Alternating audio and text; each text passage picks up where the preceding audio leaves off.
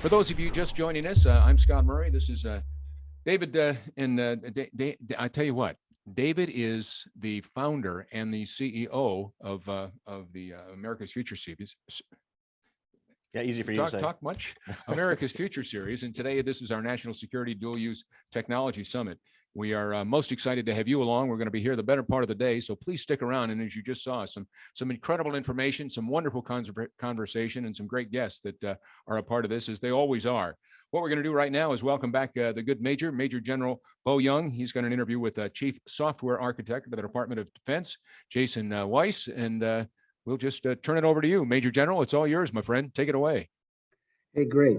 Thanks so much. Appreciate that. That was great. Stephen is a good friend of mine, and his whenever I have lunch with him or talk to him, I always learn a lot, and that panel was no exception. So we're thrilled today to have Jason Weiss with us. Jason is the Chief Software Officer for the Department of Defense and is responsible for driving policy and guidance for software modernization, including DevSecops. He has an exceptional background in software engineering, cryptology, and cybersecurity, dating back to his service in the U.S. Navy as a cryptologist during the first Gulf War. He's lectured internationally on computer science topics, authored multiple books, and holds several patents, and is a successful serial entrepreneur. Prior to joining the DoD, Mr. Weiss was the Vice President of IT Transformation at BAE Systems and a Senior Vice President of Cloud Platform and Applications at SmartTrack. Jason, thanks a lot for taking time to being here today. Yes, sir. Excited to be here.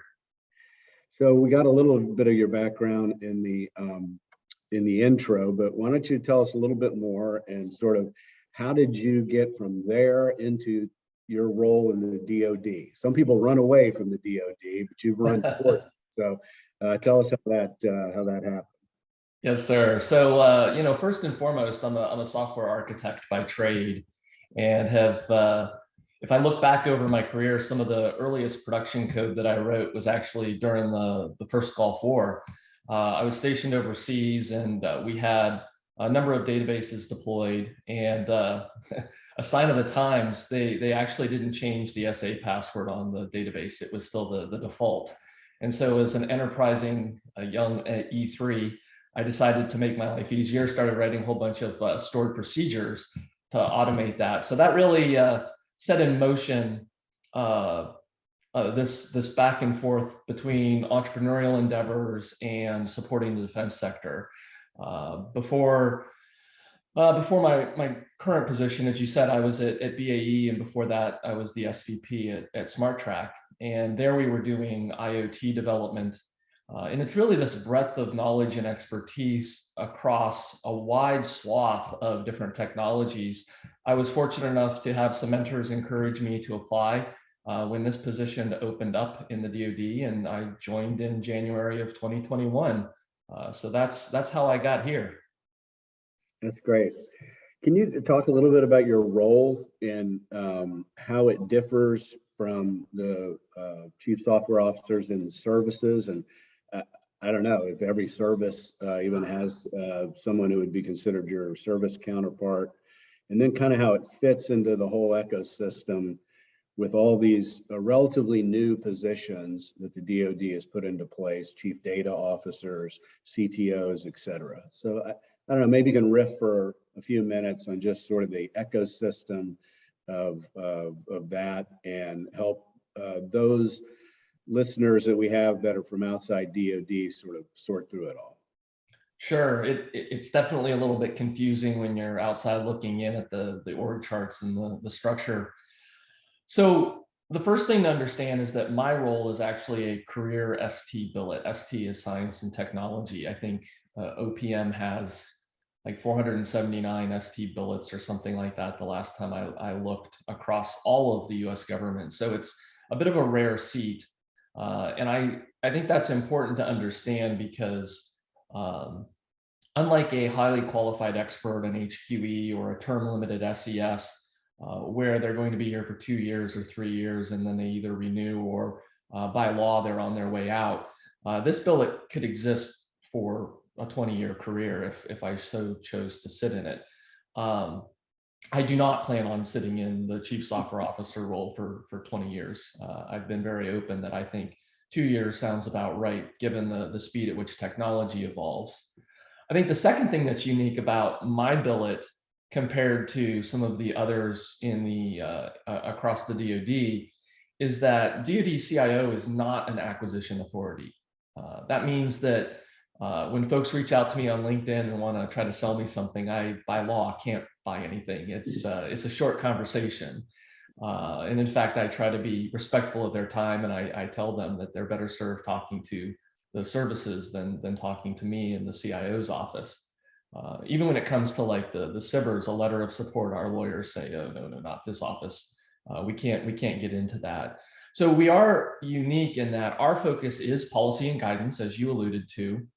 And probably the biggest mechanism that we have for driving and steering that is known as the CPG, or the Capabilities Planning Guidance. And this is put out every year. It's a 5-year forecast of where we want to see the services allocate a percentage of their CIO budget, their IT spend, toward things like cloud and DevSecops. And by law, the CIO reviews these budgets and will certify or not certify an IT budget. So if we contrast that with, say, something like, say, the Air Force Chief Software Officer, which was previously held by Mr. Nicholas Shalon, he sat in an acquisition organization. So he had the ability to actually steer software development through his acquisition authorities with his team. Completely different than say mine. At the moment, I believe we are the only 2 individuals who have had the Chief Software Officer title, but there are certainly other tightly integrated titles, as you alluded to, like the Chief Data Officers, the Chief Technology Officers, et cetera. And I think it's important to understand the value of the Chief Software Officer, especially in contrasting some of these. So I like to say that the CSO organization is like 5 to 7 years behind the data officers. If you go back a decade, there really weren't data officers in the Department of Defense. And now they are acutely aware of the importance and the value of data, clean data, tagged data, accessible data. And so we see things like the CDO Council, where they get together and they collaborate on how to mature the data across the organization. We're not there yet with software, but we're going to get there. If you look at, say, a CIO role, the Chief Information Officers, I like to describe that role as being very broad and shallow. It's the 3 square mile pond that's a foot deep. They have to think about everything from budgets to data centers, cloud modernization, to even audits, right? If you compare that to, say, a CTO, they're looking at specific mission enablements. They're looking at multidisciplined roles. They're really taking that systems perspective, which includes hardware. The value, in contrast to those of the CSO, is that we focus just on the software. And with the speed that software is evolving today, at the rate that technology is changing, that focus is quite valuable. So for example, the DoD CIO can reach out to me and say, hey, I have this particular talking point, I have this bill that I'm looking at, I have whatever I'm engaged with the Hill. Can you give me 360 degrees of perspective from a software angle of what are the ramifications for the department? And so I think that's the real value of the Chief Software Officer billet. I do believe that it makes sense for the services to have that billet in an acquisition org to be able to steer that. But within OSD, the Office of the Secretary of Defense, CIO certainly seems like the right place to look at the broader policy and guidance. It's really, really helpful. I guess in a way, because you're relatively new, your position's relatively new, and the awareness, I'll make this is a broad generalization, but the really awareness throughout DoD of the importance of software per se is, we're sort of late to the game on that. You're really sort of trying to pull the department into an acknowledgement and an understanding, broadly speaking, of the critical importance of software. Is that fair to say? Absolutely. We live in a software-defined world. If we think about our daily schedule, it's hard to find blocks of time anymore where we're not in some way impacted by technology, whether it's assistance in our kitchen that we talk to verbally, refrigerators that can tell you what their temperature is from afar, to the doorbells that show you if you have a package, to Google Maps. Everywhere we go, we see technology affecting our lives, and it's no different in a battle these days. You look at the platforms and the technology that's out there. We are moving more and more towards software-defined ecosystems. And then when you layer on top of that the information operations and the cybersecurity angles, especially with what we see playing out in front of us today over in Europe, it's clear that software is a preeminent force that needs to be considered in strategy. Yeah, I think most people that and this may be showing my relative ignorance too, but I think most people think of common everyday things like a car or a refrigerator as a thing, as a hardware piece, and they don't really think of it. No, it's really the software that makes it do what it's doing. It's not the tires and the axle and all that. I mean, that's, yeah, you need that, but it's the software that's the magic under the hood, so to speak. Yeah, there was an IEEE study released a couple of years ago. I don't remember the exact date, but Ford had gone on the record and said that that particular year's F-150 had like 110 million lines of code in it across all of the components. And when you start thinking about everything from anti-braking safety systems to the rear view backup camera to the infotainment system, there's a lot of software in these things. Yeah. DoD published not too long ago the software. The software modernization strategy, and I'm sure we could do probably an hour on that by itself. But could you take some time and kind of walk us through what some of the? I'm sure it's all critical and important, but some of the things that really stand out, what it was trying to do, and then what some of the elements of it are that you think are particularly important. Yeah, so the software modernization strategy consists of a set of technical enablers and business process enablers. And what it recognizes is that both have to evolve for the department to modernize and mature. We still have systems that were written before Voyager 2 launched that unfortunately show the staying power of languages like COBOL. And we need to modernize these systems. We need to bring them into an ecosystem that is capable of handling and scaling at the speed and the relevance, and we can secure them properly. And so the software modernization strategy recognizes on the technical enabler side, at the core is the cloud, and you start layering out across there, and you see that technologies like infrastructure as code and DevSecops. And then finally on the outer band is an area that I'm particularly passionate about, and that's the enterprise services. The department historically has operated in a very federated manner, and that's worked well for us to date. But we have a lot of waste there that we need to take in and remove. If you think about things like unclassified code, the unclassified source code for this software, why is every program out there negotiating and buying their own set of source code management servers on their own, and then dealing with the costs of maintaining and patching and running these things? Something like that could absolutely be offered and funded, whether it be a working capital fund or something along those lines, as an enterprise offering to allow these programs to really focus on the innovation that matters to them. And this is a really important area to me because I've had program managers reach out and tell me that they've literally felt like, I have this bucket of money I'm supposed to invest on a technology, electronic warfare, let's say. And I feel like I'm being forced to pick, do I want to build the infrastructure necessary to run my program and not have enough left over due to the research? or do I want to do the research and skimp on the infrastructure? And that's a terrible position for these program managers to be in. So that enterprise services is an area I'm really excited about us focusing on in the strategy. The second part that I would highlight over on the business side is the workforce education. We have to bring our workforce along. And I think that requires a little bit of further clarity. We still need an E4 to drive a submarine, an E4 to drive a tank, an E4 to go out on patrol. We need these individuals to be very proficient at what they do.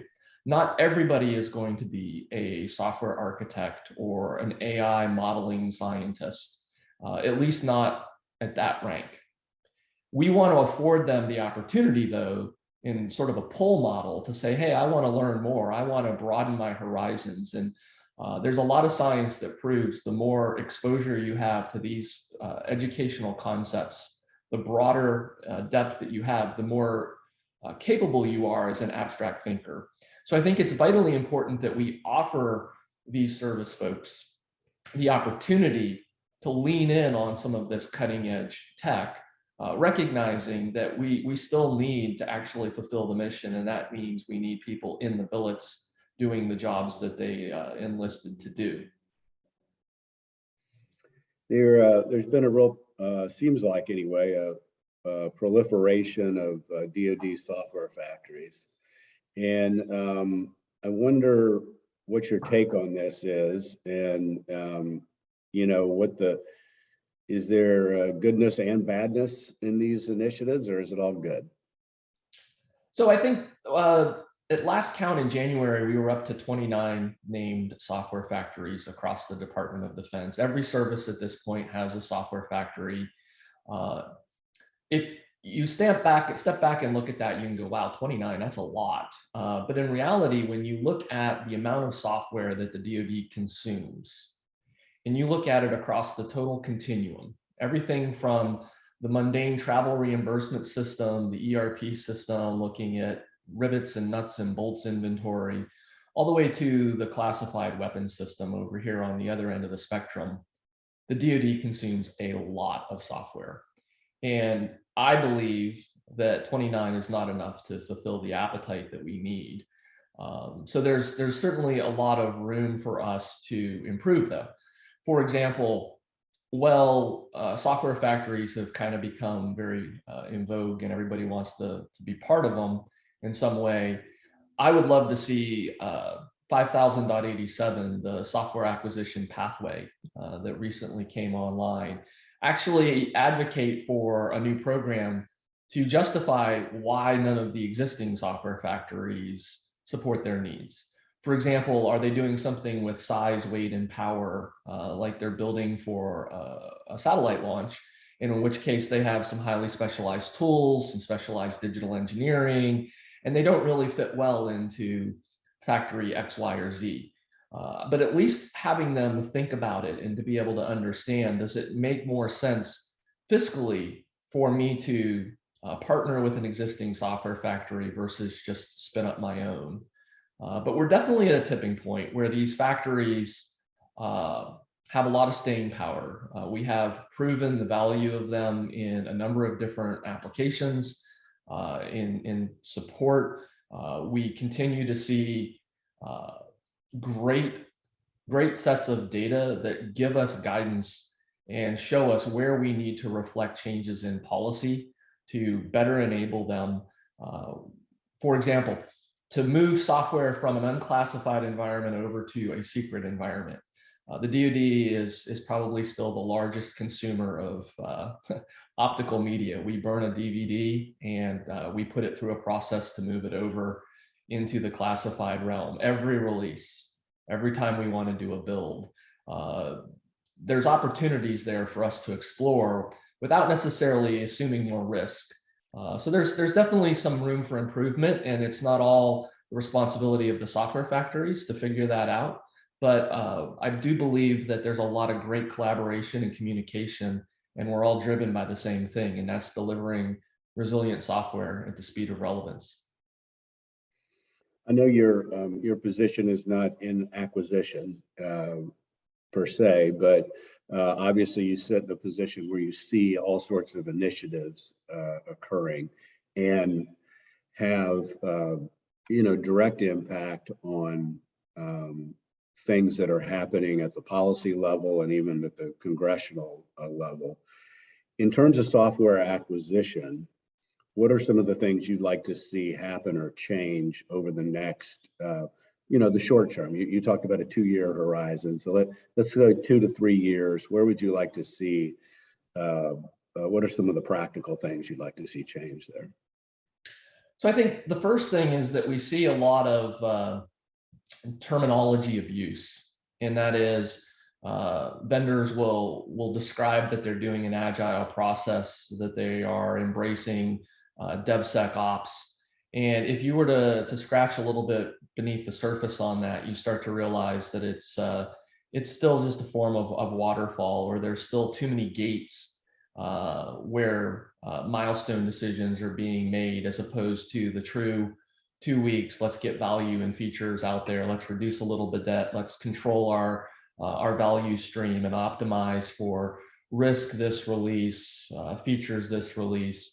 So I think that's one area that I would like our acquisition professionals to better understand, and to potentially look at ways that we can make sure that if somebody is signing up, especially under 5000.87, that software acquisition pathway, that they are truly embracing the agile principles and the modern software development that pathway was designed to drive the adoption of.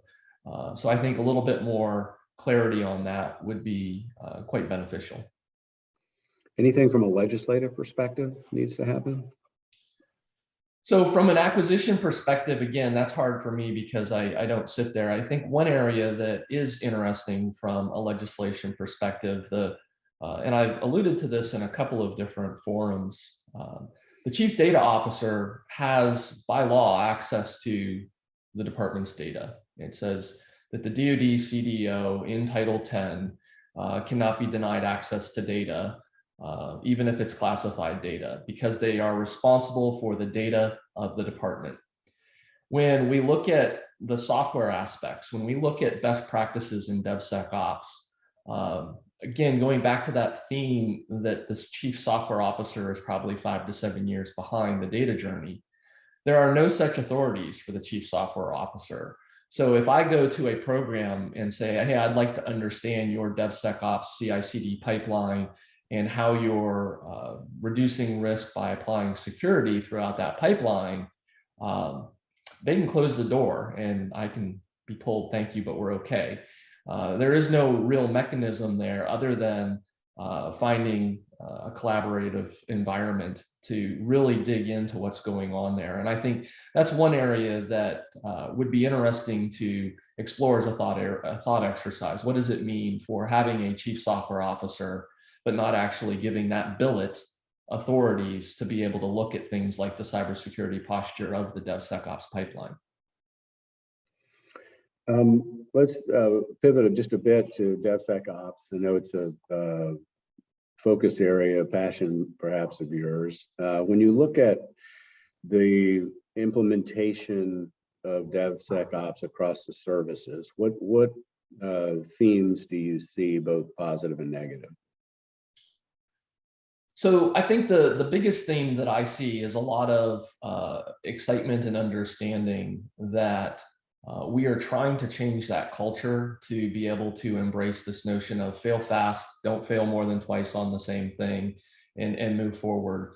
But that's a double-sided coin, right? If you look on the other side, going back to our acquisition conversation, I think it's hard for small companies in particular to come in on a 1-year 5000.87 contract where they have to show that operational relevance and be pushed to potentially fail fast, but then they fail, and we don't want them to be impacted negatively by doing exactly what we told them to do. And so I love the fact that our software factories and our DevSecOps professionals are out there pushing the limits and trying to find how to eke every bit of performance without sacrificing security out of our pipelines.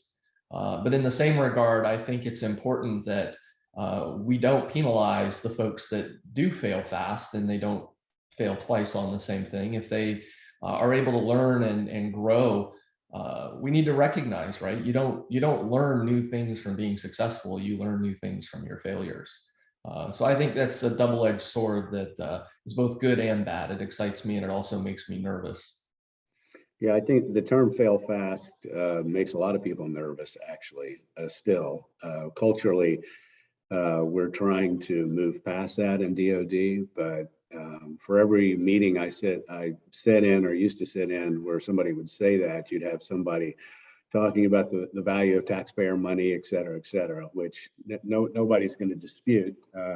But there is sort of a disconnect there between, you have to be willing to experiment. You have to be willing, like you said, maybe not make the same mistake twice, but the path forward is not always linear. And so it's a really interesting cultural issue, I think, that the DoD is kind of trying to work its way through. When we go back to the services, not to pick favorites or anything, but can you point out any, a couple examples of some really interesting things you've seen happen, either purely software related or in the process of generating the software? Yeah, there's goodness in every service out there today. One area in particular that excites me a lot is the approach the Army's taking with the Army Software Factory down in Austin, Texas, looking at how they're thinking this through holistically from an end-to-end perspective, and trying to use that software factory to affect the culture is very intriguing to me. And I think they're on to something with the approach that they're taking. And I look forward to seeing how that evolves over the next couple of years as they put these cohorts through the educational system and they try to complement these programs that need this expertise when it comes to software.